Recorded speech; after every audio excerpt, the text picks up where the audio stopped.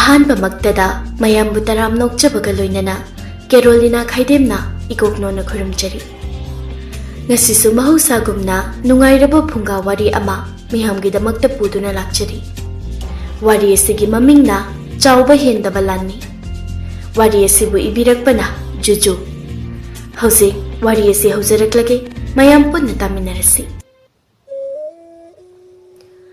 ꯃꯥꯂꯦꯝ ꯄ꯭ꯔꯤꯊꯤꯕꯤ ꯑꯁꯤꯒꯤ ꯑꯋꯥꯡ ꯊꯪꯕ ꯁꯔꯨꯛꯇ ꯅꯨꯔꯥꯈꯣꯡ ꯍꯥꯏꯅ ꯈꯪꯅꯕ ꯂꯝꯗꯝ ꯑꯃꯈꯛ ꯂꯩꯔꯝꯃꯤ꯫ ꯅꯨꯔꯥꯈꯣꯡ ꯂꯝꯗꯝ ꯑꯁꯤꯒꯤ ꯑꯏꯪ ꯑꯁꯥ, ꯏꯁꯤꯡ ꯅꯨꯡꯁꯤꯠꯀꯤ ꯐꯤꯚꯝ ꯌꯥꯝꯅ ꯐꯠꯇꯦ꯫ ꯂꯝꯗꯝ ꯑꯗꯨꯒꯤ ꯑꯀꯣꯏꯕ ꯑꯃꯗꯤ ꯅꯛꯅ ꯂꯩꯕ ꯃꯤꯑꯣꯏꯁꯤꯡꯁꯨ ꯃꯕꯨꯛ ꯌꯥꯝꯅ ꯐꯠꯂꯝꯗꯦ꯫ ꯑꯁꯨꯝꯅ ꯃꯕꯨꯛ ꯐꯠꯇ꯭ꯔꯕ ꯌꯨꯝꯊꯪꯅꯕ ꯂꯩꯕꯥꯛꯀꯤ ꯃꯤꯑꯣꯏꯁꯤꯡ ꯑꯗꯨꯒ ꯂꯝꯕꯥꯅꯕ ꯉꯝꯅꯅꯕꯒꯤꯗꯃꯛꯇ ꯅꯨꯔꯥꯈꯣꯡ ꯂꯝꯗꯝꯒꯤ ꯃꯤꯑꯣꯏꯁꯤꯡ ꯑꯗꯨ ꯁꯥꯗ ꯂꯥꯟꯗ ꯍꯩꯁꯤꯡꯕ, ꯃꯁꯥꯅ ꯃꯁꯥ ꯉꯥꯛꯊꯣꯛꯄ ꯉꯝꯖꯕ ꯃꯤꯑꯣꯏ ꯑꯃꯃꯝ ꯑꯣꯏꯅꯅꯕ ꯍꯣꯠꯅꯔꯝꯃꯤ꯫ ꯅꯨꯔꯥꯈꯣꯡ ꯂꯝꯗꯝꯒꯤ ꯃꯤꯑꯣꯏꯁꯤꯡꯅ ꯄꯥꯝꯕꯗꯤ ꯃꯁꯥ ꯃꯎ ꯐꯕ, ꯋꯥꯡ ꯆꯥꯎꯕ, ꯌꯦꯡꯕꯗ ꯌꯥꯝꯅ ꯁꯥꯊꯤꯕ, ꯇꯝꯊꯤꯕ ꯃꯥꯟꯕ ꯃꯤ ꯃꯁꯛ ꯑꯗꯨ ꯑꯣꯏꯔꯝꯃꯤ꯫ ꯑꯗꯨꯒ ꯂꯝꯗꯝ ꯑꯗꯨꯗ ꯂꯩꯔꯤꯕ ꯃꯈꯣꯏ ꯃꯌꯥꯝ ꯑꯗꯨꯁꯨ ꯍꯥꯏꯔꯤꯕ ꯃꯤꯑꯣꯏ ꯃꯤꯇꯧ ꯑꯗꯨ ꯂꯣꯏꯅ ꯇꯧꯔꯝꯃꯤ꯫ ꯊꯥꯏꯅ ꯃꯇꯝ ꯑꯃꯗ ꯂꯝꯗꯝ ꯑꯗꯨꯗ ꯅꯤꯡꯊꯧ ꯑꯣꯏꯅ ꯄꯥꯜꯂꯝꯕ ꯏꯅꯤꯡꯊꯧ ꯁꯥꯊꯧꯕꯒꯤ ꯆꯥꯗꯥ ꯅꯧꯗꯥ ꯉꯥꯛꯇꯅꯤ ꯃꯈꯣꯏ꯫ ꯑꯗꯨꯅ ꯏꯅꯤꯡꯊꯧ ꯑꯗꯨꯒꯤ ꯁꯕꯥꯟ ꯃꯨꯔꯇꯤ ꯂꯧꯕꯅꯤ ꯍꯥꯏꯅ ꯊꯥꯖꯅꯩ꯫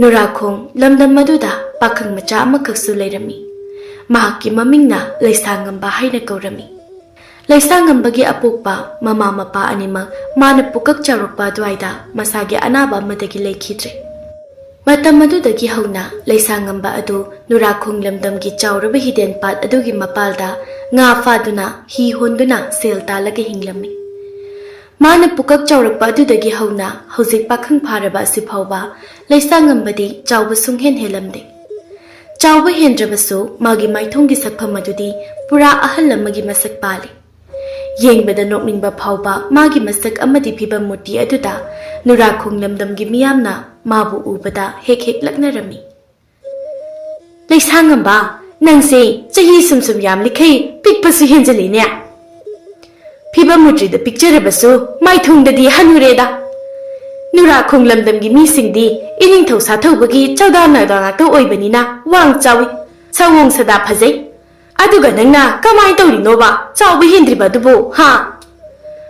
"ꯍꯣ, ꯑꯗꯨꯕꯨꯔꯣ, ꯂꯩꯁꯥꯡꯉꯝꯕꯗꯤ ꯏꯅꯤꯡꯊꯧ ꯁꯥꯊꯧꯕꯒꯤ ꯆꯥꯗꯥ ꯅꯧꯗꯥ ꯑꯣꯏꯔꯝꯃꯣꯏ꯫ ꯎꯃꯪ ꯋꯥꯃꯪꯗ ꯂꯩꯅꯨꯡꯗ ꯍꯨꯠꯂꯒ ꯂꯩꯕ ꯈꯨꯛꯄꯤꯃꯨꯛꯇꯪ ꯆꯥꯎꯕ ꯃꯤꯁꯤꯡꯗꯨꯒꯤ ꯆꯥꯗꯥ ꯅꯧꯗꯥ ꯑꯣꯏꯔꯝꯒꯅꯤꯌꯦ."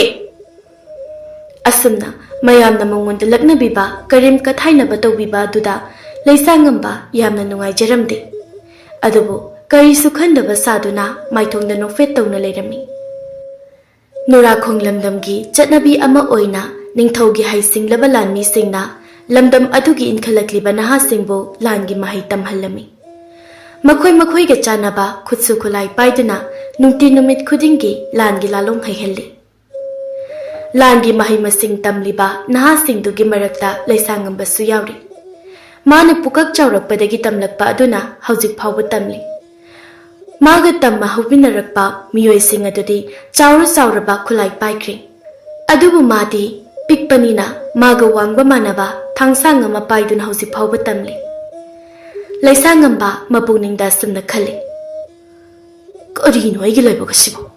ꯑꯩꯒ ꯍꯧꯃꯤꯟꯅꯔꯛꯄ ꯃꯔꯨꯞꯁꯤꯡꯗꯤ ꯃꯥꯒꯤ ꯆꯥꯅꯕ ꯈꯨꯠꯂꯥꯏ ꯂꯣꯏꯅ ꯄꯥꯏꯈ꯭ꯔꯦ꯫ ꯁꯤꯗ ꯑꯩꯅ ꯍꯧꯖꯤꯛ ꯐꯥꯎꯕ ꯑꯩꯒ ꯋꯥꯡꯕ ꯃꯥꯟꯅꯕ ꯈꯨꯠꯂꯥꯏ ꯑꯁꯤ ꯄꯥꯏꯗꯨꯅ ꯃꯍꯩ ꯇꯝꯗꯨꯅ ꯂꯩꯔꯤ꯫ ꯃꯌꯥꯝꯅ ꯑꯩꯕꯨ ꯍꯥꯟꯅꯗꯩ ꯍꯧꯅ ꯅꯣꯛꯅꯔꯒ ꯂꯩꯕꯁꯤꯗ ꯃꯁꯤꯒꯤ ꯊꯥꯡꯁꯥꯡꯁꯤꯅ ꯑꯩꯕꯨ ꯍꯦꯟꯅ ꯏꯀꯥꯏꯕ ꯅꯪꯍꯜꯂꯤ꯫ ꯃꯁꯤꯒꯤ ꯊꯥꯡꯁꯥꯡꯁꯤꯗ ꯊꯨꯗꯦꯛꯂꯒ ꯐꯗꯧꯅꯤ ꯃꯁꯤ."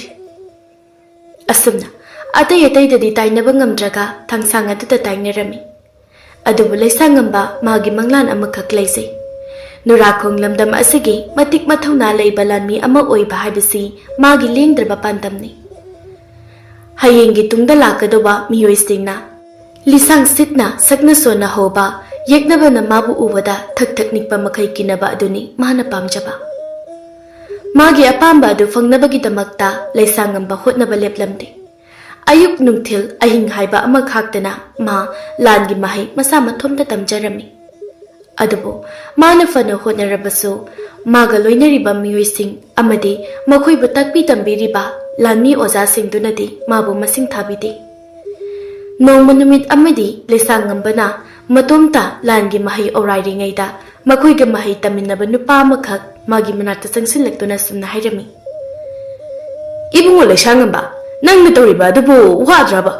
ꯑꯣꯏꯁꯨ ꯑꯣꯏꯔꯣꯏꯗꯕꯗ ꯑꯔꯦꯝꯕꯗ ꯄꯥꯡꯒꯜ ꯊꯧꯅ ꯃꯥꯡꯍꯜꯂꯤꯗꯨꯕꯨ ꯄꯥꯝꯃꯨꯗ꯭ꯔꯣ ꯅꯪꯕꯣ? ꯏꯇꯥꯎ, ꯑꯗꯨꯝꯅ ꯍꯥꯏꯒꯅꯨ. ꯑꯩꯅ ꯍꯧꯖꯤꯛ ꯑꯌꯨꯛ ꯅꯨꯡꯊꯤꯜ ꯑꯍꯤꯡ ꯈꯥꯏꯗꯅ ꯃꯍꯩ ꯑꯧꯔꯥꯏꯔꯤꯕꯁꯦ ꯍꯌꯦꯡ ꯃꯇꯝ ꯑꯃꯗ ꯑꯩꯁꯦ ꯃꯌꯥꯝꯅ ꯁꯛꯅ ꯁꯣꯟꯅ ꯍꯧꯕ ꯂꯥꯟꯃꯤ ꯑꯃ ꯑꯣꯏꯅꯕꯅꯤ. ꯇꯟꯗꯦꯗꯀꯣ ꯅꯪꯁꯦ. ꯑꯣꯏꯁꯨ ꯑꯣꯏꯔꯣꯏꯗꯕꯗ ꯃꯇꯝꯕꯨ ꯑꯣꯟꯊꯣꯛꯅ ꯃꯥꯡꯍꯟꯈ꯭ꯔꯦ. ꯑꯗꯨꯒꯤ ꯁꯔꯨꯛ ꯅꯪꯒꯤ ꯍꯧꯅꯕꯤ ꯉꯥ ꯐꯥꯕ ꯍꯤ ꯌꯣꯟꯕꯗꯨꯅ ꯄꯛꯆꯅꯤꯗꯩꯕꯣ. ꯑꯩ ꯅꯤꯡꯍꯟꯅꯕ ꯄꯣꯛꯇꯦ ꯃꯔꯨꯞ. ꯑꯁꯨꯝꯅ ꯃꯈꯣꯏ ꯑꯅꯤꯅ ꯋꯥꯔꯤ ꯁꯥꯟꯅꯔꯤꯉꯩꯗ ꯃꯈꯣꯏꯕꯨ ꯇꯥꯛꯄꯤ ꯇꯝꯕꯤꯔꯤꯕ ꯂꯥꯟꯃꯤ ꯑꯣꯖꯥ ꯑꯃ ꯆꯪꯂꯛꯂꯝꯃꯤ. ꯑꯣꯖꯥ ꯑꯗꯨꯅ, ꯀꯔꯤ ꯇꯧꯔꯤꯅꯣꯅꯦ ꯅꯈꯣꯏ ꯑꯅꯤꯕꯨ ꯑꯗꯨꯗ? ꯃꯃꯥꯟꯅꯕ ꯑꯗꯨꯅ ꯈꯨꯝꯃꯤ. ꯑꯣꯖꯥ, ꯂꯩꯁꯥꯡꯉꯝꯕꯁꯦ ꯂꯥꯟꯒꯤ ꯃꯍꯩ ꯇꯝꯅꯤꯌꯦ. ꯍꯌꯦꯡꯋꯥꯏ ꯃꯌꯥꯝꯅ ꯁꯛꯅ ꯁꯣꯟꯅ ꯍꯧꯕ ꯂꯥꯟꯃꯤ ꯑꯃ ꯑꯣꯏꯗꯣꯏꯅꯤ. ꯂꯥꯟꯃꯤ ꯑꯣꯖꯥ ꯑꯗꯨꯅ, ꯍꯩ ꯂꯩꯁꯥꯡꯉꯝꯕ, ꯅꯪꯕꯨ ꯅꯁꯥꯒꯤ ꯐꯤꯕꯝ ꯃꯨꯔꯇꯤꯒ ꯑꯃꯠꯇ ꯌꯦꯡꯗꯕ꯭ꯔꯣ? ꯂꯥꯟ ꯍꯥꯏꯕꯁꯤꯗꯤ ꯌꯦꯛꯅꯕꯒ ꯊꯦꯡꯅꯒꯗꯧꯔꯤꯕꯅꯤ. ꯊꯦꯡꯅꯒꯗꯧꯔꯤꯕ ꯌꯦꯛꯅꯕꯁꯤꯡꯗꯣ ꯅꯪꯒꯨꯝꯕ ꯑꯄꯤꯛꯄ ꯃꯤꯗꯤ ꯑꯃꯠꯇ ꯅꯠꯇꯦꯅꯦ. ꯃꯁꯥ ꯃꯎ ꯐꯕ, ꯆꯥꯎ ꯁꯥꯡꯕ ꯃꯤ ꯉꯥꯛꯇꯅꯤꯅꯦ. ꯃꯈꯣꯏꯒ ꯂꯥꯟꯕꯥꯅꯕ ꯅꯪꯒꯤ ꯅꯇꯤꯛ ꯅꯠꯇꯦꯀꯣ. ꯑꯗꯨꯒꯤ ꯁꯔꯨꯛ ꯂꯝꯗꯝ ꯑꯁꯤꯗ ꯐꯪꯕ ꯁꯅꯥ ꯂꯨꯄꯥ ꯃꯅꯤ ꯃꯨꯛꯇꯥ ꯃꯌꯥꯝ ꯑꯁꯦ ꯌꯣꯟꯊꯣꯛ ꯌꯣꯟꯁꯤꯟ ꯇꯧꯔꯒ ꯀꯔꯕꯥꯔ ꯇꯧꯗꯨꯅ ꯂꯩ. ꯑꯗꯨꯅ ꯄꯛꯆꯒꯅꯤꯀꯣ. ꯑꯁꯨꯝꯅ ꯂꯥꯟꯃꯤ ꯑꯣꯖꯥ ꯑꯗꯨꯅ ꯐꯥꯎꯕ ꯆꯩꯕꯤꯔꯝꯃꯤ. ꯅꯨꯃꯤꯠ ꯑꯗꯨꯒꯤ ꯅꯨꯡꯗꯥꯡ ꯑꯗꯨ ꯂꯩꯁꯥꯡꯉꯝꯕ ꯇꯨꯝꯕ ꯁꯨꯡꯌꯥ ꯌꯥꯗꯦ. ꯉꯁꯥꯏ ꯃꯥꯒꯤ ꯃꯃꯥꯟꯅꯕ ꯑꯃꯗꯤ ꯂꯥꯟꯃꯤ ꯑꯣꯖꯥ ꯑꯗꯨꯅ ꯍꯥꯏꯔꯛꯈꯤꯕ ꯋꯥꯍꯩꯁꯤꯡ ꯑꯗꯨ ꯊꯃꯣꯏꯗ ꯌꯦꯛꯇꯨꯅ ꯂꯩꯈꯤ. ꯋꯥꯈꯜ ꯈꯟꯕ ꯌꯥꯕ ꯈꯜꯂꯕ ꯃꯇꯨꯡꯗ ꯃꯥ ꯐꯤꯔꯦꯞ ꯑꯃ ꯂꯦꯞꯄꯤ. ꯐꯔꯦ, ꯑꯩꯕꯨ ꯃꯈꯣꯏꯅ ꯊꯋꯥ ꯁꯥꯕꯤꯗ꯭ꯔꯦ. ꯃꯐꯝ ꯑꯁꯤꯗ ꯀꯨꯏꯅ ꯂꯩꯊꯕꯒꯤ ꯀꯥꯟꯅꯕ ꯂꯩꯇ꯭ꯔꯦ. ꯑꯗꯨꯅ ꯑꯩ ꯃꯐꯝ ꯑꯁꯤ ꯊꯥꯗꯣꯛꯂꯒ ꯃꯃꯥꯡ ꯄꯥꯡꯅ ꯎꯔꯤꯕ ꯆꯤꯡ ꯑꯁꯣꯝꯗ ꯆꯠꯂꯒ ꯏꯇꯣꯝꯇ ꯏꯪꯅ ꯆꯤꯛꯅ ꯂꯩꯖꯔꯨꯔꯒꯦ.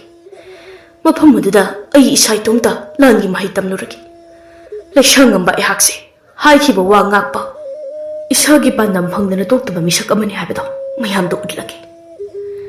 ꯑꯁꯨꯝꯅ ꯋꯥꯁꯛ ꯑꯃꯒ ꯂꯣꯏꯅꯅ ꯂꯩꯁꯥꯡꯉꯝꯕ ꯃꯌꯨꯝ ꯊꯥꯗꯣꯛꯇꯨꯅ ꯂꯥꯛꯂꯤ. ꯑꯗꯨꯒ ꯃꯥꯡꯂꯣꯝꯗ ꯎꯔꯤꯕ ꯆꯤꯡꯁꯥꯡ ꯑꯗꯨ ꯇꯝꯅ ꯆꯠꯈꯤ. ꯍꯧꯈꯤꯕ ꯆꯍꯤ ꯈꯔ ꯑꯗꯨꯗꯤ ꯂꯩꯁꯥꯡꯉꯝꯕ ꯃꯥ ꯃꯇꯣꯝꯇ ꯆꯤꯡꯁꯥꯡ ꯑꯗꯨꯗ ꯂꯩꯈꯤ. ꯅꯨꯔꯥꯈꯣꯡ ꯂꯝꯗꯝꯒꯤ ꯃꯤꯑꯣꯏ ꯑꯃꯠꯇꯗ ꯃꯥꯒꯤ ꯃꯁꯛ ꯎꯠꯈꯤꯗꯦ. ꯆꯤꯡ ꯑꯗꯨꯗ ꯃꯇꯣꯝꯇ ꯂꯩꯗꯨꯅ ꯃꯥ ꯂꯥꯟꯒꯤ ꯃꯍꯩ ꯇꯝꯂꯝꯃꯤ. ꯆꯤꯡ ꯑꯗꯨꯗ ꯊꯦꯡꯅꯕ ꯁꯥꯍꯤꯡ ꯆꯥꯕ ꯇꯝꯊꯤꯕ ꯖꯤꯕꯁꯤꯡ ꯑꯃꯗꯤ ꯍꯤꯡꯆꯥ ꯌꯥꯏꯇꯝꯕ ꯀꯌꯥꯁꯨ ꯃꯥꯒꯤ ꯃꯈꯨꯠꯃꯛꯅ ꯍꯥꯠꯇꯣꯛꯂꯝꯃꯤ. ꯑꯁꯨꯝꯅ ꯍꯟꯕ ꯂꯩꯇꯅ ꯃꯥꯅ ꯍꯣꯠꯅꯕꯗꯒꯤ ꯀꯣꯟꯅ ꯊꯪꯗ ꯂꯩꯁꯥꯡꯉꯝꯕ ꯑꯗꯨ ꯂꯝꯕꯥ ꯂꯩꯇ꯭ꯔꯕ, ꯌꯥꯝꯅ ꯍꯩꯁꯤꯡꯕ, ꯂꯥꯟꯒꯤ ꯃꯍꯩ ꯃꯇꯤꯛ ꯆꯥꯅ ꯍꯩꯔꯕ ꯃꯤꯁꯛ ꯑꯃ ꯑꯣꯏꯔꯛꯈꯤ. ꯅꯥꯀꯜ ꯑꯃꯔꯣꯝꯗ ꯅꯨꯔꯥꯈꯣꯡ ꯂꯝꯗꯝ ꯑꯁꯤ ꯁꯅꯥ ꯂꯨꯄꯥ ꯃꯅꯤ ꯃꯨꯛꯇꯥ ꯃꯔꯥꯡ ꯀꯥꯏꯅ ꯐꯪꯕ ꯃꯐꯝꯅꯤ. ꯃꯔꯝ ꯑꯗꯨꯅ ꯅꯨꯔꯥꯈꯣꯡ ꯂꯝꯗꯝꯒꯤ ꯃꯤꯑꯣꯏꯁꯤꯡ ꯑꯗꯨ ꯂꯂꯣꯜ ꯏꯇꯤꯛꯀꯤ ꯊꯕꯛ ꯇꯧꯕꯁꯨ ꯀꯌా ꯑꯃ ꯌꯥꯎꯔꯝꯃꯤ. ꯑꯁꯤꯒꯨꯝꯕ ꯁꯅꯥ ꯂꯨꯄꯥ ꯃꯅꯤ ꯃꯨꯛꯇꯥ ꯃꯌꯥꯝ ꯑꯁꯤꯅ ꯃꯔꯝ ꯑꯣꯏꯔꯒ ꯅꯨꯔꯥꯈꯣꯡ ꯂꯝꯗꯝꯒꯤ ꯃꯤꯑꯣꯏꯁꯤꯡꯗ ꯅꯠꯇꯅ ꯑꯇꯣꯞꯄ ꯃꯤꯑꯣꯏ ꯀꯌꯥꯁꯨ ꯂꯂꯣꯜ ꯏꯇꯤꯛꯀꯤ ꯊꯕꯛ ꯑꯗꯨꯗ ꯌꯥꯎꯔꯝꯃꯤ. ꯃꯈꯣꯏꯁꯤꯡꯗꯨꯒꯤ ꯃꯔꯛꯇ ꯃꯕꯨꯛ ꯐꯠꯇ꯭ꯔꯕ ꯃꯤꯑꯣꯏ ꯀꯌꯥꯁꯨ ꯌꯥꯎꯔꯤ. ꯃꯕꯨꯛ ꯐꯠꯇ꯭ꯔꯕ ꯃꯤꯑꯣꯏꯁꯤꯡ ꯑꯗꯨꯅ ꯑꯆꯤꯡꯕ ꯇꯟꯖꯥ ꯉꯥꯏꯔꯤ ꯅꯨꯔꯥꯈꯣꯡ ꯂꯝꯗꯝ ꯑꯗꯨꯗ ꯂꯥꯟꯗꯥꯅꯕꯒꯤꯗꯃꯛꯇ. ꯅꯨꯔꯥꯈꯣꯡ ꯂꯝꯗꯝꯒꯤ ꯃꯤꯑꯣꯏꯁꯤꯡ ꯑꯃꯗꯤ ꯑꯇꯣꯞꯄ ꯃꯤꯑꯣꯏꯁꯤꯡ ꯑꯗꯨꯒꯤ ꯃꯔꯛꯇ ꯌꯥꯅꯕ ꯑꯃꯈꯛ ꯂꯩꯔꯝꯃꯤ. ꯃꯗꯨꯗꯤ ꯃꯈꯣꯏ ꯄꯨꯟꯅ ꯂꯂꯣꯜ ꯏꯇꯤꯛꯀꯤ ꯊꯕꯛ ꯇꯧꯃꯤꯟꯅꯕ ꯑꯗꯨꯗ ꯐꯪꯂꯛꯄ ꯁꯦꯟꯗꯣꯡ ꯑꯗꯨꯒꯤ ꯁꯔꯨꯛ 3 ꯊꯣꯛꯄꯒꯤ ꯃꯅꯨꯡꯗ ꯁꯔꯨꯛ 2ꯅ ꯅꯨꯔꯥꯈꯣꯡ ꯂꯝꯗꯝꯒꯤ ꯃꯤꯑꯣꯏꯁꯤꯡꯒꯤ ꯑꯣꯏꯕ, ꯑꯗꯨꯒ ꯁꯔꯨꯛ ꯑꯃꯅ ꯑꯇꯣꯞꯄ ꯃꯤꯔꯥꯟꯆꯥꯁꯤꯡꯗꯨꯒꯤ ꯑꯣꯏꯕ ꯍꯥꯏꯅ. ꯍꯥꯏꯔꯤꯕ ꯌꯥꯅꯕ ꯑꯁꯤ ꯍꯦꯛ ꯊꯨꯒꯥꯏꯔꯛꯄ ꯃꯤꯀꯨꯞꯇ ꯑꯃꯨꯛ ꯍꯟꯅ ꯂꯂꯣꯜ ꯏꯇꯤꯛꯀꯤ ꯊꯕꯛ ꯇꯧꯃꯤꯟꯅꯗꯕ ꯍꯥꯏꯅꯁꯨ ꯌꯥꯅꯔꯝꯃꯤ. ꯌꯥꯅꯕ ꯑꯁꯤꯒꯤ ꯃꯈꯥꯗ ꯆꯍꯤ ꯂꯤꯁꯥꯡ ꯁꯤꯠꯅ ꯅꯨꯔꯥꯈꯣꯡ ꯂꯝꯗꯝꯒꯤ ꯃꯤꯑꯣꯏꯁꯤꯡ ꯑꯃꯗꯤ ꯑꯇꯣꯞꯄ ꯃꯤꯔꯥꯟꯆꯥꯁꯤꯡ ꯄꯨꯟꯅ ꯊꯕꯛ ꯇꯧꯃꯤꯟꯅꯔꯝꯃꯤ. ꯑꯗꯨꯕꯨ ꯃꯕꯨꯛ ꯐꯠꯇ꯭ꯔꯕ ꯁꯨꯍꯦꯟ ꯑꯃꯗꯤ ꯃꯥꯒꯤ ꯃꯤꯑꯣꯏꯁꯤꯡꯅ ꯂꯂꯣꯜ ꯏꯇꯤꯛꯀꯤ ꯊꯕꯛ ꯑꯗꯨꯗ ꯈꯨꯠ ꯊꯤꯡꯖꯤꯜꯂꯛꯄꯗꯒꯤ ꯌꯥꯅꯕ ꯑꯗꯨ ꯇꯞꯅ ꯇꯞꯅ ꯃꯔꯥꯏ ꯆꯥꯏꯊꯔꯛꯈꯤ. ꯁꯨꯍꯦꯟ ꯍꯥꯏꯔꯤꯕ ꯃꯤꯑꯣꯏ ꯑꯁꯤ ꯃꯕꯨꯛ ꯌꯥꯝꯅ ꯐꯠꯇꯕ, ꯐꯠꯇ ꯂꯧꯁꯤꯡ ꯄꯨꯊꯣꯛꯄ ꯍꯩꯕ, ꯃꯤ ꯍꯥꯠꯀꯟꯕ, ꯑꯗꯨꯒ ꯃꯁꯥꯒꯤ ꯑꯣꯏꯖꯕꯇ ꯈꯟꯕ ꯂꯂꯣꯟꯕ ꯅꯨꯄꯥ ꯑꯃꯈꯛꯅꯤ. ꯑꯇꯩ ꯑꯇꯩ ꯂꯂꯣꯟꯕ ꯅꯨꯄꯥꯁꯤꯡꯗ ꯆꯦꯟꯕ ꯃꯒꯨꯟ ꯑꯃꯠꯇ ꯁꯨꯍꯦꯟꯗ ꯆꯦꯟꯗꯦ. ꯃꯌꯥꯝꯒꯤ ꯑꯣꯟꯅ ꯇꯩꯅꯕ ꯉꯥꯛꯇꯅꯤ ꯃꯉꯣꯟꯗ ꯌꯥꯎꯔꯤꯕ ꯃꯒꯨꯟꯁꯤꯡꯗꯤ. ꯂꯂꯣꯟ ꯏꯇꯤꯛꯀꯤ ꯊꯕꯛ ꯇꯧꯕ ꯏꯃꯨꯡ ꯑꯃꯗ ꯄꯣꯛꯄꯅꯤ ꯁꯨꯍꯦꯟ. ꯑꯉꯥꯡ ꯑꯣꯏꯔꯤꯉꯩꯗꯒꯤ ꯍꯧꯅ ꯃꯥꯒꯤ ꯑꯄꯣꯛꯄ ꯃꯃꯥ ꯃꯄꯥ ꯑꯅꯤꯅ ꯋꯥꯔꯛ ꯆꯦꯠꯅ ꯂꯣꯏꯅꯔꯛꯏ.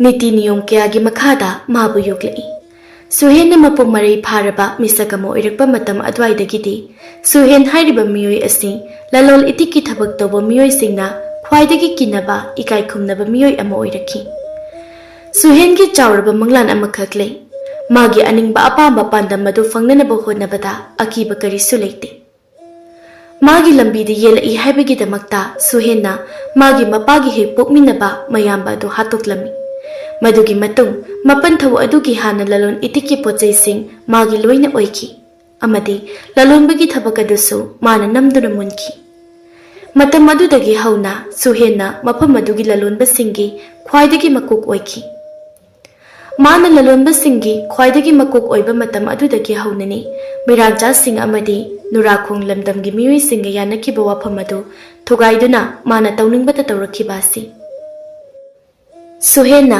अतोप्पा ललोनबसिंगदा असुमना याथंग पिरमी नखोय पुमनमक अइगी मखादा लेबा ngaktani aina haiba thabak nakhoi ni yadraba aina haiba indraba nakhoi amutta aina hingna thamloi aduna munna wakhal taw aina haiba inba pambra natraga thawai mangningbra asumna सुहेन के अकीब याथंग अदुदा ललोनबसिंग अदुसु थवाई मांगनी कीबदगी सुहेन हाइबा वा खुदिंग यानिंगदा लोइना यारमी सेलमतिक चाना पाइबा ललोनबसिंग खुकन पांगन मियोइसिंग सुहेनना मागी मिचिंगदा खुमलमी मखोइसिंग अदुगी मतेंगना सुहेनसु हेन शक्ति पाइबा मिसकम ओइरखि असुमना सांगलबा चही खरा सुहेनना ललोनबसिंग अदुबु सुपनम सासन तौरमी हाइनो हुमना पालमी नुराखोंग लमदमगी लेबाक निंगथौना फावबा मागी मथक्ता वांगांगबा ngamlamde मागी मखादा पुमनमक लेरमी अदुबु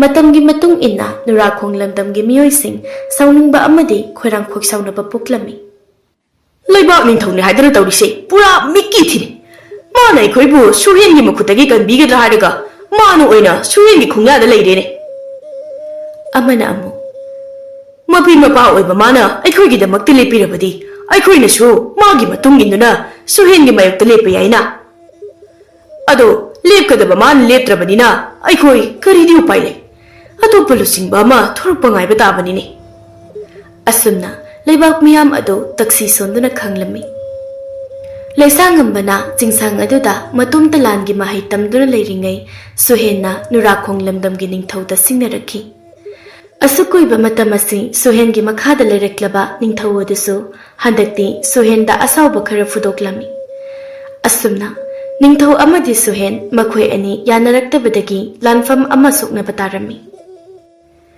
अरोइबु ओइना सुहेनना मागी मी अमा निंगथौ कोनुंगदा थारमी अदुगा वफम खरा निंगथौ अदुदा फोंदोखलमी असुकुइबा मतम असि इनिंगथौगा अखोइगी लिचिंगबा अदुगा पुन्ना माइकै अमतदा चटमिनदुना लाके हंदक्की मतंग असिदा कईगुंबा इनिंगथौना अखोइना हाइदिबा वफम असिदा यादबा थोक्लबदि नुराखोंग लमदमगी मियोइसिंग अवाबा नंगनी निंगथौ नखोइना तौनिंगबा तौरो अखोइ मायोक्ननबा सेम सारे अई लेबाक असिगी निंगथौनि मिरांचा नखोइगी मखादा हिंगदबा मी नते सुहेनगी पाउमी अदुना इनिंगथौना अदु कक्ना मंगक हाइगलबनिना हौजिक्ति यिंगनबा तारेदना असुमना लेबाक निंगथौदा थवै उसितना ngangnamlaga चटखिरमी पाउमी अदु सुहेनगी मनाक हेक यौबगा पाउमी अदुना निंगथौना हाइरक्पसिंग अदु अमत्ता सिथदना सुहेनदा तमले थोइने हेना साउरबा सुहेनना मागी हानदगी हौना खोमजिन्दुना थमलबा लानमी सिंग अदुदा असुमना याथंग पिरमी नुराखोंग लमदम अदुगी माइकै मरिमक्ता आइगी लानमी सिंगना क्वेश्चनदुना थमगदबनी ललोल इतिकी थबक तोबा मियोसिंग चथोक चसिन तौहनबा यादे मखोइगी पोट अमदा फुथोक पुसिन तौहनबसु यादे करिगुंबा मखोइना लम हेलबा अखोइदा मुक्तक्लबा मखोइ खुदिमक खुदक्ता हातोकदौबनी असुमना सुहेना याथंग पिरबदा मागी लानमी सिंगदुना नुराखोंग लमदम अदु क्वेश्चनदुना थमख्रे लमदम अदुगी मियोइ अमता ललोल इतिक तौहनद्रे सोमदा लेसांगंबसु चिंसांग अदुदा चही 10 चुकना मसा मतोमता लानगी महै मसिंग अमदि खुलाई खुदिंग सिजिन्नबा तमलबा मतुंगदा मागी पोकनफम लमदम ओइरिबा नुराखोंग लमदमदा अमुक हलक्लमी हंदक्ति लेसांगंबा असि हानगा मानद्रे मसादा अकीबा मत लेत्रे मीना माबु उरगा नोकनबिगनी हाइबगी नुंगाइतबा वखल सुंखन खनखिद्रे Mana Nurakong lamdam dalakpada Suhengi Lanmee khara thengnerami. Lanmee amana mangolda hairaklami yamna usittana. Aikhoi ayaba yaudana Nurakong lamdamda changba yaroi. Nang kanano karaidagi lakpano? Ai laisangamba kawi. Nurakong lamdamdagine. Aina aigi poknafam lamdamda hanbada noina thingmagi karina thauno. Ithawoi bagi thingibanini. Iniyam madara nasuknina miri yek maladra. Chalo chalo hankra chalo. Nang miyam usitradi khangrado. Asumna laisangambana Suhengi Lanmee sing adu magi thangsang aduna thin-thin-duna hatoklami. Suhengi Lanmee fana yambado sikre mafam adu maktada. Laisangambasu Nurakong lamdam tamna halakle. Mana Nurakong lamdam yorakla fawba Suhengi Lanmee singna leibak miyamda thina tawba ure. Madudagi sauraduna laisangambana Lanmee sing adu mathang amamamta oina hatoklami. Leibak miyamdi ngakpana kham thengli. Makhoina matam amada yam usit thawoidana tawkiba laisangambana aduki matik kinaraba Suhengi Lanmee sing mathang hatokpa duda. Madugi matung mayamduna su wari lire phatraba Suhengi thawong sing adu. Wari sing adu tarabada laisangambana wasaklami mayam mamangda. Aigi poknafam lamdam asibu mana sanaputkumna sanaramba adugi laman soidana khungani. Shuhen haiba phatraba misak adu magi Lanmee tengol pumnamakka loinana aina maru phangna muthatkani. Ibudo sathawbana sakhi thamduna aina wasikli basani. Suhenbu aina soidana hatkani. Asumna laisangambana mayam mangda wasakpa aduda mayam pumnamak mamittagi mapi tari. Makhoina matam amada laisangambada thawoi usittana tawkiba adu hajiktada ningamdaba pokladuna asumna fongdoklami. Laisangamba aikhoina matam amada nangbu mi pitru pi masakna mi yaribagi masak male hadira noknakhiba nangna khulai tambada karem nakhiba nangbu usithawoidana tawkiba mayam adu ngakpiramu. Mapal thungi saktamna miyoibagi magul lepa yade haibse aikhoi hojiktada khanglakle. Amana amu hojikti nangna aikhoibu anuba lambi amada lamjingduna pubire. Leibak ningthawna fawba mayoknaba ngamdraba Suhenbu nangna hatkani haidana wasakpa adudagi hena nungaibani sudre. Amana amu hairai. Maipakpu oyu ko laisangamba nangna aikhoibu phatraba Suhengi makhuttagi amukta kanbiyu. Asumna leibak miyam aduna Suhengi makhongda turare. Matam amada mi amani haina makhoina masing thabiramdraba laisangamba adu hojikti makhoigi isormakni haiba yare. Laisangambagi pau adu leibak ningthau su tare. Masu angakpa oire. Masing yamlaba Suhengi Lanmee sing mayoknanaba kari karam tawsige haibagi matangda watananaba ningthawna laisangambabu magi konungda kaure. Laisangambasu harau laklami aduga sana konungi maru oiba phamnaiba singa punna makhoi wa khanarami. Ningthawna laisangamba nangi natikna thuna adu khakna Suhenga lamba panaba ngamgani. Lanmee mayam asibu nangna luchingduna Suhenga mayoknanaba sem sarasi. Hayo aikhoi hojikti karamna tawsi haiba. Laisangambana yamna laiba thabakni iningthaw. Hojik sana konungda Lanmee khara thamawraga Lanmee atai singna michamgi fijo selalasi. Aduga luna khulai paiduna kuicha chatlaga lehelasi. Asumna kuicha chatpada Suhengi Lanmee bu hek thingnaraba thingnaba mafam aduda hatoklam. Aduga magi khulai adusu ulao. Ningthaw aduna yamna fajaba wafamni. Atai kari mung tawsige. Laisangambana Madugi matung tarapodudi Suhena kamdawna aikhoida Hendaba hori haibagi makha pona tawrasi. Hojiki oinadi aina haiba thabakado hana packet kisi ningthaw. Asumna laisangambana hairiba wa aduda leibak ningthaw amadi atopa phamnaiba sing adusu yare. Sana konungi Lanmee sing misamgi phijol setle aduga lona khulai paiduna Suhengi Lanmee sing thengna ba maphamda hatba hori. Magi Lanmee sing tapna mathang asum sirakpa aduda Suhensu kari tawsige haina upai thi. Wakhan khanba yaba khalaba matungda Suhena sumna yathang piki. Aigi leiriba Lanmee khudimak Nurakong lamdam tamna khongsan bahoro. Amatta khaktana mafam aduda chatlaga Nurakong lamdamgi miyosing loina hatoklo. Asumna Yathang pirabada Suhengi Lanmee sing Nurakong lamdam da laktuna Hendaba hore. Adubo Nurakong lamdam adudasu Laisangambana lusingduna Sanakonungi Lanmee sing Thomjinduna laikhraba oibana Suhengi Lanmee sing na hinjinba ngamlamde. Maike animak chap manai angamba nainade. Laisangambana luchingba Sanakonungi Lanmee sing dugi akanba lalong aduda Suhen yamna ngaklami. Amadi makhoibu maithiba piba ngamlamde. Amukhakti Suhengi Lanmee singna Laisangamba amadi atopa Lanmee mangabu koisinduna thamki. Suhena Lanmee sa aikoina koisinduna thamliba Laisangamba amadi Lanmee manga asi haujimak manga kaktuna hatoklo. Laisangambana magi Lanmee da tapna hairami. To awangnungi Lanmee tengol maraki ahuba sida shirasi. Nakhoi mangtharo ai tungna chirake. Asumna haiduna Lanmee na pungkoi koisilaba adugi mayaida makhoi taruk adu yamna haisingna senthoraklami. Laisangamba hatpa ngamhodre. Adubu Suhengi Lanmee singgi tenjai khara chabada masada asuk apan khardi nanglami. Lan sukna ringi numit khara aduda nungdang Laisangamba amadi magi Lanmee kharaga loinana khul lekai khuding chatuna khunja mayam singbu lan asi soknabada makhoigi mateng pangnanaba khomlami. Laisangambana asumna hai. Suhen amadi magi Lanmee sing tumna hatba phawba aikhoigi Nurakong lamdam asi ing chikna santi oina leiba ngamloi.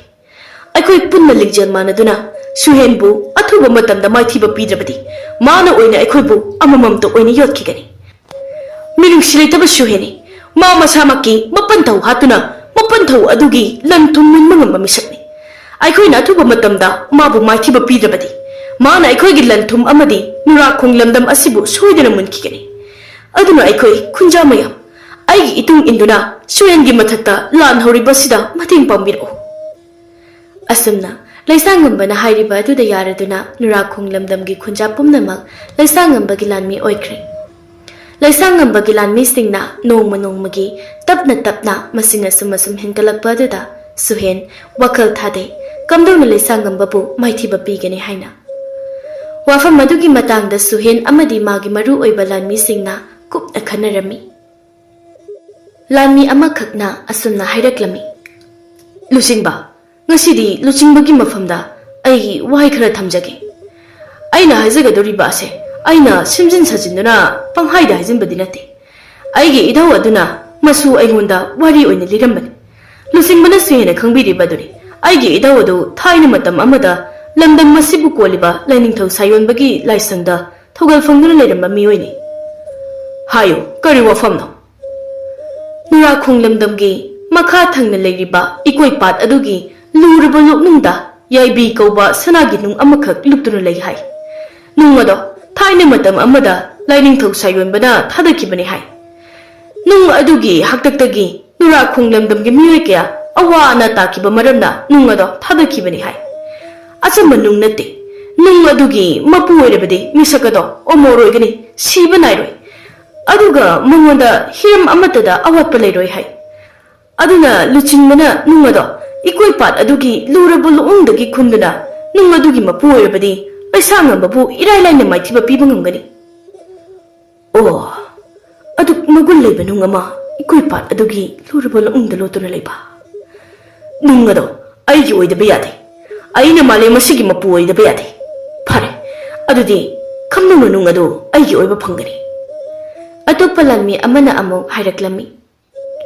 Nung adu taraina phangani thajade lucingba. Adubu aina khanjaba amakhakti madu oirabadi luchingbana ninglibada soidana phangani thaje. Linsu siba saisuju tektaba haibadu. Hayo karino nangna hainingba. Yaibi kauba sanagi nung adugi matangda thangnabada leiba ahel khul lamdamgi ningthauda pau pihalasi. Pau adu tabada makhoi soidana ikoi patta nung adu thiba lakani. Tanja chana aikoina Laisangambagi manakta wari sanaba chatuna lan leplasi. Aduga ikoi patki loknungdagi yaibi kauba sanagi nungado thiminanasi hairasi. Aikoigi Lanmee sing tuminna leiraga Laisangambagi Lanmee singna nungado thihangadabani. Ahel khul lamdamgi Lanmee singsu nungado thiriba tanja oibana Laisangambagi Lanmee singna nungado thiba lakpada makhoi masen soidana lan soknarakani. Ahel khul lamdamgi Lanmee singa ꯂꯝꯕꯥꯅꯕꯗ ꯂꯩꯁꯥꯡꯉꯝꯕꯒꯤ ꯂꯥꯟꯃꯤꯁꯤꯡ ꯁꯣꯏꯗꯅ ꯇꯨꯝꯅ ꯁꯤꯈꯤꯒꯅꯤ ꯃꯈꯣꯏ ꯃꯁꯦꯟ ꯂꯥꯟ ꯁꯣꯛꯅꯔꯤꯉꯩꯗ ꯑꯩꯈꯣꯏꯅ ꯅꯨꯡ ꯑꯗꯣ ꯐꯪꯅꯅꯕ ꯊꯤꯍꯧꯔꯁꯤꯗꯣ ꯐꯔꯦ ꯅꯪꯅ ꯍꯥꯏꯔꯤꯕꯗꯨꯅ ꯑꯩꯈꯣꯏꯒꯤ ꯑꯐꯕ ꯑꯣꯏꯔꯅꯤ ꯍꯧꯖꯤꯛꯇꯤ ꯑꯩꯒꯤ ꯂꯥꯟꯃꯤ ꯈꯔ ꯑꯍꯦꯜ ꯈꯨꯜꯂꯝꯗꯝꯗ ꯊꯥꯔꯣ ꯈꯔ ꯑꯃꯅ ꯂꯩꯁꯥꯡꯉꯝꯕꯒꯤ ꯃꯅꯥꯛꯇ ꯊꯥꯗꯨꯅ ꯑꯩꯈꯣꯏꯅ ꯍꯥꯏꯒꯗꯕꯁꯤꯡ ꯑꯗꯨ ꯍꯥꯏꯍꯜꯂꯨꯔꯣ ꯑꯁꯨꯝꯅ ꯁꯨꯍꯦꯟꯅ ꯃꯥꯒꯤ ꯂꯥꯟꯃꯤꯁꯤꯡ ꯑꯍꯦꯜ ꯈꯨꯜꯂꯝꯗꯝꯗ ꯑꯃꯗꯤ ꯅꯨꯔꯥꯈꯣꯡ ꯂꯝꯗꯝꯗ ꯊꯥꯗꯨꯅ ꯄꯥꯎ ꯄꯤꯍꯜꯂꯨꯔꯤ ꯄꯥꯎ ꯑꯗꯨ ꯍꯦꯛ ꯇꯥꯕꯒ ꯑꯍꯦꯜ ꯈꯨꯜꯂꯝꯗꯝꯒꯤ ꯂꯥꯟꯃꯤꯁꯤꯡ ꯍꯤ ꯑꯆꯧ ꯑꯆꯧꯕ ꯄꯨꯗꯨꯅ ꯏꯀꯣꯏ ꯄꯥꯠ ꯇꯝꯅ ꯂꯥꯛꯄ ꯍꯧꯔꯦ ꯁꯣꯝꯗ ꯂꯩꯁꯥꯡꯉꯝꯕꯒꯤ ꯃꯤꯑꯣꯏꯁꯤꯡꯁꯨ ꯄꯥꯠ ꯑꯗꯨꯗ ꯆꯠꯅꯅꯕ ꯁꯦꯝ ꯁꯥꯔꯤ ꯅꯨꯔꯥꯈꯣꯡ ꯂꯝꯗꯝꯒꯤ ꯅꯤꯡꯊꯧ ꯑꯗꯨꯅ ꯍꯥꯏꯔꯝꯃꯤ ꯂꯩꯁꯥꯡꯉꯝꯕ ꯅꯪꯒꯤ ꯑꯋꯥꯠꯄꯁꯤꯡ ꯑꯩꯈꯣꯏꯗ ꯄꯥꯎ ꯌꯧꯍꯜꯂꯧꯀꯣ ꯐꯒꯅꯤ ꯅꯤꯡꯊꯧ ꯍꯟꯗꯛ ꯁꯨꯍꯦꯟꯒꯤ ꯃꯇꯧꯁꯦ ꯑꯩ ꯌꯥꯝꯅ ꯆꯤꯡꯅꯩ ꯃꯕꯨꯛ ꯐꯠꯇꯕꯒꯤ ꯍꯧꯅꯕꯤ ꯃꯥꯅ ꯑꯩꯈꯣꯏꯕꯨ ꯍꯥꯠꯅꯅꯕ ꯁꯤꯟꯕ ꯑꯣꯏꯔꯝꯕꯁꯨ ꯌꯥꯏ ꯑꯩ ꯌꯦꯡꯗꯗꯤ ꯌꯦꯡꯂꯨꯔꯒꯦ ꯅꯨꯔꯥꯈꯣꯡ ꯂꯝꯗꯝꯒꯤ ꯅꯤꯡꯊꯧꯅ ꯐꯔꯦ ꯐꯔꯦ ꯆꯠꯂꯣ ꯆꯠꯂꯣ ꯃꯥꯏ ꯄꯥꯛꯄ ꯑꯣꯏꯔꯣꯀꯣ ꯑꯁꯨꯝꯅ ꯂꯩꯁꯥꯡꯉꯝꯕꯁꯨ ꯃꯥꯒꯤ ꯂꯥꯟꯃꯤ ꯃꯌꯥꯝ ꯑꯃꯒ ꯂꯣꯏꯅꯅ ꯏꯀꯣꯏ ꯄꯥꯠ ꯇꯝꯅ ꯂꯥꯛꯂꯝꯃꯤ ꯏꯀꯣꯏ ꯄꯥꯠ ꯑꯗꯨꯒꯤ ꯇꯣꯔꯕꯥꯟꯗ ꯅꯥꯀꯜ ꯑꯍꯨꯝꯒꯤ ꯂꯥꯟꯃꯤ ꯄꯨꯟꯅ ꯊꯦꯡꯅꯔꯤ ꯁꯨꯍꯦꯟꯒꯤ ꯂꯥꯟꯃꯤꯁꯤꯡꯗꯤ ꯇꯨꯃꯤꯟꯅ ꯂꯩ ꯂꯩꯁꯥꯡꯉꯝꯕꯒꯤ ꯂꯥꯟꯃꯤꯁꯤꯡꯅꯁꯨ ꯑꯍꯦꯜ ꯈꯨꯜꯂꯝꯗꯝꯒꯤ ꯂꯥꯟꯃꯤꯁꯤꯡꯅꯁꯨ ꯁꯨꯍꯦꯟꯕꯨ ꯃꯈꯣꯏꯒꯤ ꯃꯔꯨꯞ ꯑꯣꯏꯅ ꯈꯜꯂꯝꯃꯤ ꯑꯗꯨꯕꯨ ꯑꯍꯦꯜ ꯈꯨꯜꯂꯝꯗꯝꯒꯤ ꯂꯥꯟꯃꯤ ꯑꯃꯗꯤ ꯅꯨꯔꯥꯈꯣꯡ ꯂꯝꯗꯝꯒꯤ ꯂꯥꯟꯃꯤ ꯑꯗꯨꯗꯤ ꯌꯦꯛꯅꯕꯒꯨꯝꯅ ꯑꯃꯅ ꯑꯃꯗ ꯈꯟꯅꯈ꯭ꯔꯦ ꯑꯍꯦꯜ ꯈꯨꯜꯂꯝꯗꯝꯒꯤ ꯂꯥꯟꯃꯤ ꯂꯨꯆꯤꯡꯕ ꯑꯗꯨꯅ ꯃꯥꯒꯤ ꯂꯥꯟꯃꯤꯁꯤꯡꯗ ꯌꯥꯊꯪ ꯄꯤꯔꯝꯃꯤ ꯃꯥꯡꯗ ꯎꯔꯤꯕ ꯅꯨꯔꯥꯈꯣꯡ ꯂꯝꯗꯝꯒꯤ ꯂꯥꯟꯃꯤꯁꯤꯡ ꯑꯁꯤꯗ ꯇꯦꯟꯗꯝ ꯂꯧ ꯂꯩꯁꯥꯡꯉꯝꯕꯅꯁꯨ ꯌꯥꯊꯪ ꯄꯤꯔꯝꯃꯤ ꯑꯍꯦꯜ ꯈꯨꯜꯂꯝꯗꯝꯒꯤ ꯂꯥꯟꯃꯤꯁꯤꯡꯗ ꯂꯥꯟꯗꯥꯅꯕ ꯁꯦꯝ ꯁꯥꯔꯣ ꯑꯁꯨꯝꯅ ꯑꯍꯦꯜ ꯈꯨꯜꯂꯝꯗꯝꯒꯤ ꯂꯥꯟꯃꯤꯁꯤꯡ ꯑꯃꯗꯤ ꯅꯨꯔꯥꯈꯣꯡ ꯂꯝꯗꯝꯒꯤ ꯂꯥꯟꯃꯤꯁꯤꯡ ꯑꯀꯟꯕ ꯃꯑꯣꯡꯗ ꯂꯥꯟ ꯁꯣꯛꯅꯔꯝꯃꯤ ꯅꯥꯀꯜ ꯑꯃꯔꯣꯝꯗ ꯁꯨꯍꯦꯟꯒꯤ ꯂꯥꯟꯃꯤꯁꯤꯡꯗꯤ ꯆꯠꯊꯣꯛꯂꯒ ꯇꯨꯃꯤꯟꯅ ꯀꯨꯝꯍꯩ ꯌꯦꯡꯂꯝꯃꯤ ꯑꯀꯟꯕ ꯃꯑꯣꯡꯗ ꯂꯥꯟ ꯁꯣꯛꯅꯩ ꯅꯥꯀꯜ ꯑꯅꯤꯃꯛ ꯀꯔꯤꯁꯨ ꯈꯪꯖꯗꯕ ꯅꯥꯀꯜ ꯑꯅꯤꯒꯤ ꯂꯥꯟꯃꯤꯁꯤꯡ ꯃꯕꯨꯛ ꯐꯠꯇ꯭ꯔꯕꯁꯨ ꯍꯦꯟꯅ ꯃꯔꯝ ꯑꯣꯏꯔꯒ ꯑꯁꯤ ꯑꯅꯥ ꯑꯁꯣꯛ ꯑꯄꯟ ꯌꯥꯝꯅ ꯌꯥꯎꯔꯝꯃꯤ ꯂꯥꯟꯃꯤ ꯑꯌꯥꯝꯕ ꯁꯤꯈ꯭ꯔꯦ ꯈꯪꯂꯕ ꯃꯇꯝ ꯑꯗꯨꯗ ꯃꯕꯨꯛ ꯐꯠꯇ꯭ꯔꯕ ꯁꯨꯍꯦꯟ ꯑꯗꯨ ꯆꯥꯎꯔꯕ ꯍꯤ ꯑꯃ ꯇꯣꯡꯗꯨꯅ ꯂꯥꯟ ꯁꯣꯛꯅꯕ ꯃꯐꯝ ꯑꯗꯨꯗ ꯆꯪꯂꯛꯂꯝꯃꯤ ꯊꯋꯥꯏ ꯌꯥꯎꯗ꯭ꯔꯕ ꯂꯥꯟꯃꯤꯁꯤꯡꯒꯤ ꯍꯛꯆꯥꯡꯗꯒꯤ ꯆꯦꯟꯊꯔꯛꯄ ꯑꯉꯥꯡꯕ ꯏꯈꯦꯡꯅ ꯏꯀꯣꯏ ꯄꯥꯠꯀꯤ ꯂꯨꯔꯕ ꯏꯁꯤꯡꯗ ꯇꯤꯟꯈꯤꯕ ꯑꯗꯨ ꯃꯃꯤꯠ ꯊꯤꯠꯅ ꯌꯦꯡꯂꯤ ꯁꯨꯍꯦꯟ ꯑꯍꯤꯡꯕ ꯂꯥꯟꯃꯤ ꯈꯔ ꯇꯥꯗꯨꯅ ꯂꯩꯕ ꯑꯗꯨ ꯎꯕꯗ ꯁꯨꯍꯦꯟꯅ ꯑꯁꯨꯝꯅ ꯌꯥꯊꯪ ꯄꯤꯔꯛꯂꯝꯃꯤ ꯃꯥꯒꯤ ꯂꯥꯟꯃꯤ ꯑꯃꯗ ꯑꯥꯗ ꯍꯤꯡꯗꯨꯅ ꯂꯩꯔꯤꯕ ꯂꯥꯟꯃꯤ ꯑꯃ ꯑꯅꯤꯁꯤꯁꯨ ꯍꯥꯠꯇꯣꯛꯂꯝꯃꯨꯅꯦ ꯂꯥꯟꯃꯤ ꯑꯗꯨꯅ ꯑꯍꯤꯡꯕ ꯂꯥꯟꯃꯤ ꯈꯔꯗꯨꯁꯨ ꯍꯥꯠꯈ꯭ꯔꯦ ꯃꯗꯨ ꯎꯕꯗ ꯁꯨꯍꯦꯟ ꯃꯈꯣꯛ ꯄꯨꯡꯅ ꯂꯥꯎꯏ ꯍꯧꯖꯤꯛꯇꯤ ꯃꯥꯂꯦꯝ ꯑꯁꯤꯒꯤ ꯅꯤꯡꯊꯧ ꯑꯩꯅ ꯑꯣꯏꯕ ꯇꯥꯔꯦ ꯑꯩꯒꯤ ꯃꯥꯌꯣꯛꯇ ꯂꯦꯞꯄꯤꯅꯕ ꯍꯤꯡꯅꯕ ꯑꯃꯠꯇ ꯂꯩꯇ꯭ꯔꯦ ꯃꯄꯥꯡꯒꯜ ꯀꯜꯂꯕ ꯑꯍꯦꯜ ꯈꯨꯜꯂꯝꯗꯝꯒꯤ ꯂꯥꯟꯃꯤꯁꯤꯡꯁꯨ ꯑꯩꯒꯤ ꯂꯧꯁꯤꯡꯇꯅ ꯇꯨꯝꯅꯕ ꯍꯥꯠꯈ꯭ꯔꯦ ꯑꯗꯨꯒ ꯃꯇꯝ ꯆꯨꯞꯄꯗ ꯑꯩꯒꯤ ꯃꯥꯌꯣꯛꯇ ꯂꯦꯞꯂꯤꯕ ꯂꯩꯁꯥꯡꯉꯝꯕꯒꯤ ꯂꯥꯟꯃꯤꯁꯤꯡꯁꯨ ꯂꯣꯏꯅ ꯁꯤꯈ꯭ꯔꯦ ꯍꯧꯖꯤꯛꯇꯤ ꯏꯀꯣꯏ ꯄꯥꯠ ꯑꯁꯤꯒꯤ ꯂꯨꯔꯕ ꯂꯣꯛꯅꯨꯡꯗ ꯂꯣꯠꯇꯨꯅ ꯂꯩꯔꯤꯕ ꯌꯥꯏꯕꯤ ꯀꯧꯕ ꯁꯅꯥꯒꯤ ꯅꯨꯡ ꯑꯗꯨ ꯊꯤꯗꯨꯅ ꯑꯩꯅ ꯃꯄꯨ ꯑꯣꯏꯔꯅꯤ ꯅꯨꯡ ꯑꯗꯨꯅ ꯑꯩꯒꯤ ꯈꯨꯠꯇ ꯂꯩꯔꯕꯗꯤ ꯑꯩꯒꯤ ꯑꯀꯤꯕ ꯂꯩꯔꯔꯣꯏ ꯃꯥꯂꯦꯝ ꯑꯁꯤ ꯑꯩꯒꯤ ꯈꯨꯕꯥꯛꯅꯨꯡꯗ ꯂꯩꯈ꯭ꯔꯒꯅꯤ ꯑꯩꯅ ꯃꯥꯂꯦꯝ ꯑꯁꯤꯒꯤ ꯅꯤꯡꯊꯧ ꯑꯣꯏꯔꯅꯤ ꯑꯁꯨꯝꯅ ꯃꯈꯣꯛ ꯄꯣꯡꯅ ꯂꯥꯎꯏ ꯃꯕꯨꯛ ꯐꯠꯇ꯭ꯔꯕ ꯁꯨꯍꯦꯟꯅ ꯑꯁꯨꯝꯅ ꯂꯥꯟ ꯉꯝꯕꯒꯤ ꯍꯔꯥꯎꯕ ꯐꯣꯡꯗꯣꯛꯂꯤꯉꯩ ꯇꯥꯟꯖꯥ ꯑꯗꯨꯗ ꯀꯗꯣꯝꯗꯒꯤꯅꯣ ꯈꯪꯗ ꯃꯥꯒꯤ ꯆꯥꯎꯔꯕ ꯍꯤ ꯑꯗꯨꯗ ꯃꯩꯒꯤ ꯇꯦꯟ ꯃꯊꯪ ꯃꯊꯪ ꯀꯥꯞꯁꯤꯜꯂꯛꯂꯝꯃꯤ ꯀꯔꯣꯝꯗꯒꯤ ꯀꯥꯞꯂꯛꯄ ꯇꯦꯟꯅꯣ ꯍꯥꯏꯅ ꯌꯦꯡꯂꯨꯕꯗ ꯎꯔꯦ ꯄꯥꯠ ꯑꯗꯨꯒꯤ ꯃꯔꯨꯝ ꯑꯃꯗꯒꯤ ꯂꯩꯁꯥꯡꯉꯝꯕꯅ ꯂꯨꯆꯤꯡꯕ ꯂꯥꯟꯃꯤ ꯇꯦꯡꯒꯣꯜ ꯑꯃꯅ ꯍꯤ ꯑꯃꯗ ꯇꯣꯡꯗꯨꯅ ꯃꯩꯒꯤ ꯇꯦꯟ ꯃꯁꯤꯡ ꯊꯤꯉꯝꯗꯅ ꯀꯥꯞꯁꯤꯜꯂꯛꯂꯤꯕ ꯑꯗꯨ ꯍꯧꯖꯤꯛꯇꯤ ꯃꯕꯨꯛ ꯐꯠꯇ꯭ꯔꯕ ꯁꯨꯍꯦꯟꯒꯤ ꯍꯤꯖꯥꯎ ꯑꯗꯨ ꯃꯆꯦꯠ ꯃꯆꯦꯠ ꯊꯣꯛꯅ ꯀꯥꯏꯔꯤ ꯑꯀꯥꯏꯕ ꯃꯆꯦꯠꯁꯤꯡꯗꯨꯁꯨ ꯃꯩꯅ ꯇꯨꯝꯅ ꯆꯥꯛꯂꯤ ꯍꯤ ꯑꯗꯨꯗ ꯇꯣꯡꯂꯛꯄ ꯁꯨꯍꯦꯟ ꯑꯃꯗꯤ ꯃꯥꯒꯤ ꯈꯣꯡꯕꯨꯔꯣꯏ ꯂꯥꯟꯃꯤ ꯈꯔ ꯑꯗꯨꯁꯨ ꯏꯀꯣꯏ ꯄꯥꯠ ꯑꯗꯨꯒꯤ ꯂꯨꯔꯕ ꯂꯣꯛꯅꯨꯡꯗ ꯇꯥꯁꯤꯟꯈ꯭ꯔꯦ ꯂꯩꯁꯥꯡꯉꯝꯕ ꯑꯃꯗꯤ ꯃꯥꯒꯤ ꯂꯥꯟꯃꯤ ꯇꯦꯡꯒꯣꯜ ꯑꯗꯨꯅ ꯃꯃꯤꯠꯃꯛꯅ ꯎꯍꯧꯏ ꯁꯨꯍꯦꯟꯒꯤ ꯍꯛꯆꯥꯡ ꯑꯗꯨꯅ ꯏꯁꯤꯡ ꯏꯃꯥꯏꯗ ꯇꯥꯁꯤꯟꯈꯤꯕ ꯑꯗꯨ ꯃꯥꯅ ꯇꯣꯡꯂꯛꯄ ꯍꯤ ꯑꯗꯨꯁꯨ ꯃꯩꯅ ꯇꯨꯝꯅ ꯆꯥꯛꯈꯤ ꯍꯤ ꯑꯗꯨꯗ ꯇꯣꯡꯂꯛꯄ ꯂꯥꯟꯃꯤ ꯈꯨꯗꯤꯡ ꯂꯣꯏꯅ ꯁꯤꯈꯤ ꯃꯕꯨꯛ ꯐꯠꯇ꯭ꯔꯕ ꯁꯨꯍꯦꯟꯒꯤ ꯁꯨꯞꯅꯝ ꯁꯥꯁꯟꯒꯤ ꯃꯇꯝꯁꯨ ꯂꯣꯏꯁꯤꯟꯈ꯭ꯔꯦ ꯃꯥ ꯁꯤꯈꯤꯕꯒꯤ ꯃꯇꯨꯡ ꯑꯣꯏꯅ ꯅꯨꯔꯥꯈꯣꯡ ꯂꯝꯗꯝ ꯑꯃꯗꯤ ꯑꯅꯛꯄꯗ ꯂꯩꯕ ꯂꯝꯗꯝꯁꯤꯡꯒꯤ ꯈꯨꯟꯖꯥꯁꯤꯡꯗ ꯁꯨꯍꯦꯟꯒꯤ ꯑꯀꯤꯕꯁꯨ ꯂꯩꯈꯤꯗ꯭ꯔꯦ ꯂꯥꯟ ꯂꯣꯏꯔꯕ ꯃꯇꯨꯡ ꯅꯨꯔꯥꯈꯣꯡ ꯂꯝꯗꯝꯒꯤ ꯁꯅꯥ ꯀꯣꯅꯨꯡꯗ ꯆꯥꯎꯔꯕ ꯆꯥꯛꯂꯦꯟ ꯑꯃꯁꯨ ꯁꯤꯜꯂꯝꯃꯤ ꯅꯤꯡꯊꯧ ꯑꯃꯗꯤ ꯂꯩꯕꯥꯛ ꯃꯤꯌꯥꯝꯅ ꯂꯩꯁꯥꯡꯉꯝꯕꯗ ꯊꯥꯒꯠꯄ ꯐꯣꯡꯗꯣꯛꯂꯦ Matam mamada makoina mi nemi masakna miri mali haina toina laknaramba laisangambani. Langi mahai tambadasu mabu mayamna karem kathainabi thawai usitana tawbi. Adubu hoji makoigi nurakung lamdam asida langam phiran paiheliba misakasi atai kana natti laisangambanani. Laisangambagi magun mayamna sakna sonari laisangamba leiramdrabadi makoi hojik phauba masada mabuk phatraba suhengi akiba leiramkhini. Chaklin adugi mangoinena ningthau aduna lebak miya mamangda asumna lauthoraklami. Laisangambagi matingna aikoina amuk anna ingna chikna leijaba phangmani. Nurakung lamdam masigi manini laisangambadi. Mabu ngasidagi aina lamdam masigi athoiba Lanmee oina haplabani. Aigide ichanupi yaujadi. Yauramba thokdabadi kudak asida aina aigi ichanupi adubu laisangambada sinaramba yabani. Adubu matik magul leiba laisangambagi damaktadi aina atopa lamdam amagi mazaibema ama haiba chatkani. Hek yarakpa thokdabadi aina atoba matamda laisangambaga mazaibema aduga luhomgani. Ningthau adugi wafam adu tabada lebak miyam thoina hena langlami.